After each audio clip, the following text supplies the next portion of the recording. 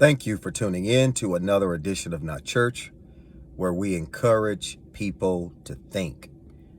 Today I want to talk about pass the baton to the next generation appropriately. I would say maybe 4 or 5 years ago, I was working in my company and I was serving one of our at-risk children. This particular child had a lot of issues. He had been adopted by this particular family, but the adoptive family really showed no care or concern for this young man.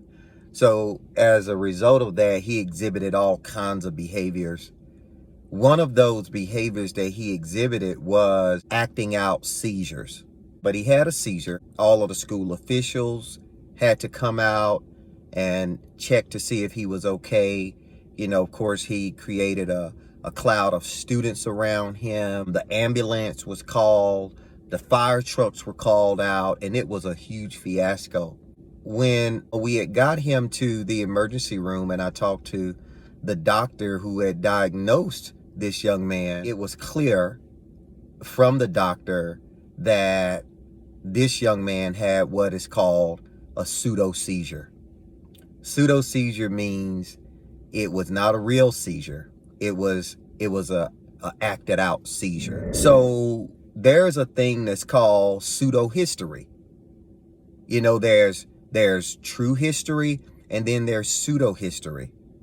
Many religions use pseudo histories to enhance and or move their faith and their culture, their traditions to the next generations. It's a type of history, but it's not the real history or the true history. I think it's important that when we are sharing information with our children, that we move away from pseudo history into real history.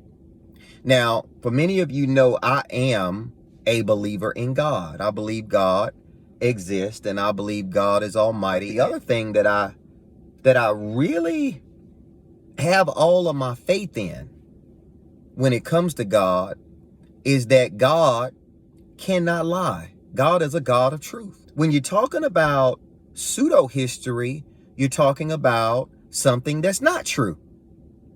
Just like the pseudo seizure. It looks true.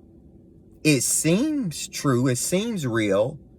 But pseudo history is not true. So God, if we know one thing about God, and that we don't need any book to tell us, and we don't need anybody to tell us, we know that God is truth.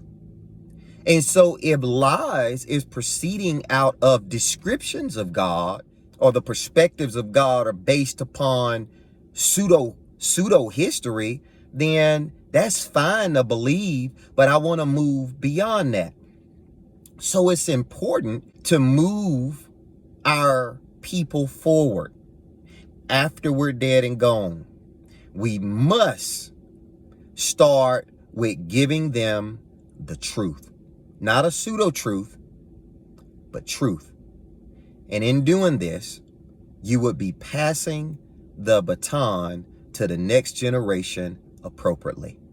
Thank you again for tuning in to this session of Not Church. And remember, like, comment, subscribe. And remember, like, comment, subscribe. Like, comment, subscribe. And it is okay to think. Till we meet again. Peace. Everybody won't be on top, yeah. Whether the roof or the mountaintop, right.